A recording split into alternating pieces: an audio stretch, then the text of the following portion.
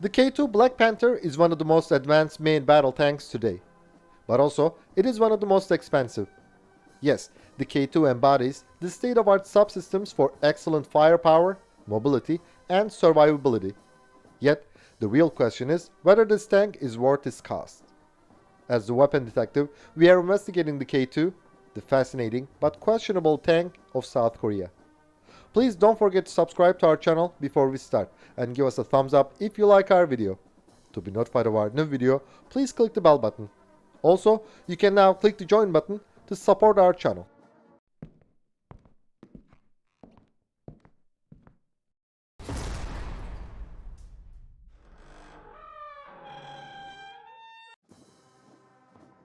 Many experts consider the K2 a next-generation main battle tank.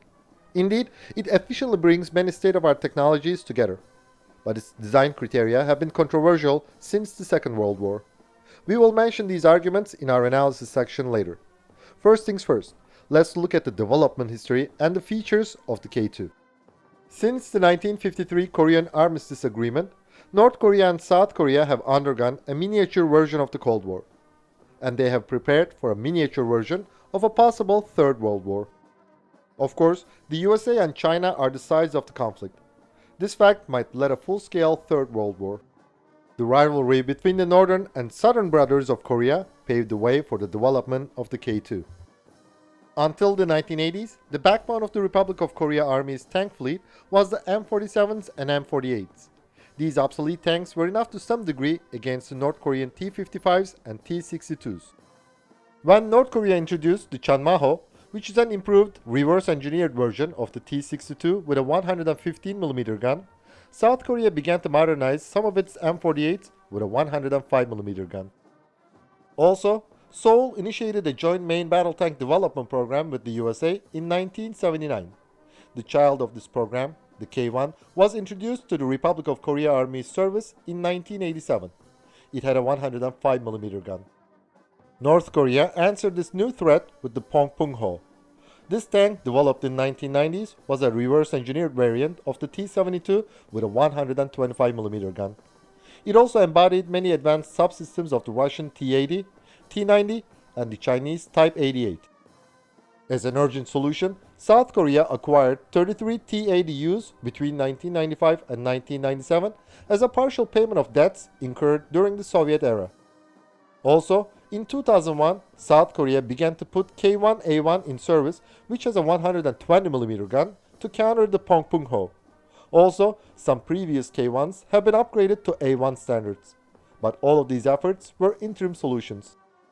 In 1993, Seoul had already tasked the Agency for Defense Development with the development of an indigenous modern tank. The new system would replace the M48s and supplement the K1s. There were additional important factors which paved the way for the Seoul's self-reliance for such an ambitious program. First of all, as one of the favorite allies of the USA in the East, South Korea had enjoyed the Western technology transfers and license production agreements during the 1980s. Washington had not even made the unlicensed production of some military hardware an issue. Thanks to these favors, the South Korean military-industrial capabilities had miraculously stepped up. Besides, in the 1980s, South Korea had a world-class civil industry which provided many skillful subcontractors, labor force, and engineers.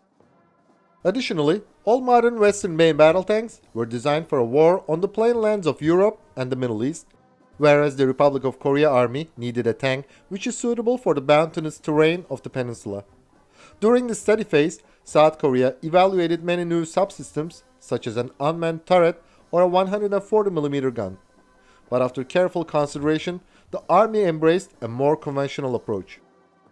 After this study phase, the South Korean Agency for Defense Development decided to develop a tank which has similar design criteria with the French Leclerc. It would have advanced composite armor, which reduces weight while increasing ballistic protection. The low combat weight with a high-power engine would also increase speed, acceleration, and maneuverability. The tank would have an autoloader. It would be fitted with a hard-kill and soft-kill active protection systems. The first prototype, named XK2, was completed in 2003. The serial production began in 2011. Initially, the Republic of Korea Army planned to accept the K2 service in 2012. But due to problems with the domestic power pack, the tank was introduced 2 years later. So the first batch of 100 K2s is equipped with the MTU MT883 KA501 diesel engine and rank HSWL 295TM transmission. The second batch of 106 K2s are equipped with the locally developed Doosan DV27K diesel engine. But these tanks also have the Ranks transmission. Initially, the Republic of Korea Army planned to acquire 600 K2s, but due to high unit cost, the total order has reached only to 210 tanks until now. Seoul is considering the third batch of 54 K2s, yet there is no official order. The three-person crew of the K2 consists of a commander, driver, and gunner. Its hull length is 7.5 meters. The tank is 10.8 meters long, 3.6 meters wide, and 2.4 meters high. Its combat weight is 55 tons. The 1500 horsepower MTU MT883 KA501 diesel engine provides a maximum road speed of 70 km per hour. The range of the tank is 450 km. The K2 can negotiate 1 meter vertical steps, 2.74 meter trenches, and it can fort to a depth of 1.2 meters. It has a 120mm smoothbore main gun, as well as one 12.7mm and one 7.62mm machine guns. Thanks to advanced composite armor technology, the K2 is only 4 tons heavier than the K1 but provides 70% higher ballistic protection. There are explosive reactive armor blocks on top of the turret against the threats that come from the aerial vehicles and artillery ammunition. The ballistic protection level of the tank is not officially declared, but it is known that the front armor can withstand the K279 armor-piercing rounds fired from the 120mm L55 gun. This round can penetrate 720mm thick armor when it is fired from K1's 120mm L44 gun. We can estimate that K279 can penetrate 800 to 850mm thick armor when it is fired from the L55 gun. This gives us an important clue about the ballistic protection level. The soft-kill active protection system enhances survivability. The K2 also has a radar warning receiver and radar jammer. Initially, South Korea planned to equip the tank with a hard-kill active protection system. But to reduce unit costs, this plan was abandoned later. The turret has an electric drive. The K2 is fitted with an autoloader which can smoothly feed the gun even when the tank is shaken violently, so it can reach the rate of fire of 15 rounds per minute. The K2 can engage the moving targets on the move. It has an advanced fire control system which is coupled with an extremely high-frequency radar on the frontal arc of the turret. The fire control system is capable of a lock-on mode which can acquire and track specific targets up to a range of 9,800 meters using a thermographic camera. The tank is supported by a laser rangefinder and wind sensor, as well as a trigger delay mechanism. When a tank moves on the rough terrain, oscillation of the barrel may cause temporary misalignment between the laser emitter at the top of the barrel and a sensor at the base. The K2's trigger delay mechanism ensures the round will be fired at the right time. So, the tank can achieve a high first shoot-to-kill rate while on the move. The CN-08 can fire the KSTAM-2 fire-and-forget guided anti-tank munition, whose trajectory is curved, giving it a mortar or artillery-like capability to strike targets taking cover behind obstacles.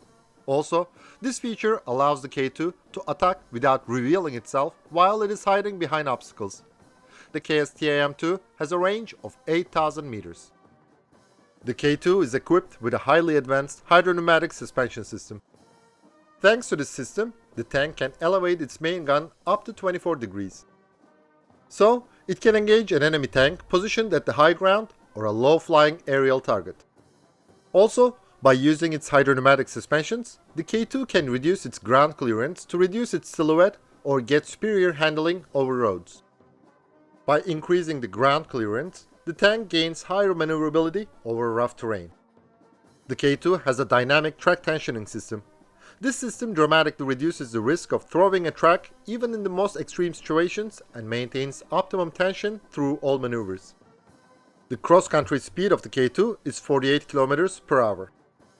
Currently, Even the most advanced gun tracking systems on the land vehicles cannot track a target which travels at a speed of 40 kilometers per hour.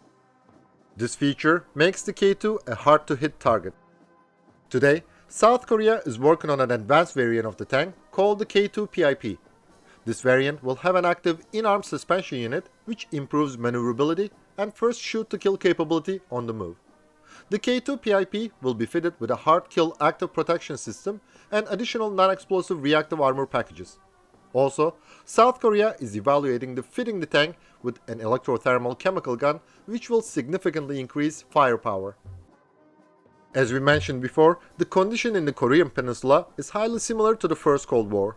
South Korea is preparing a war against a massive armored punch and artillery storm of North Korea.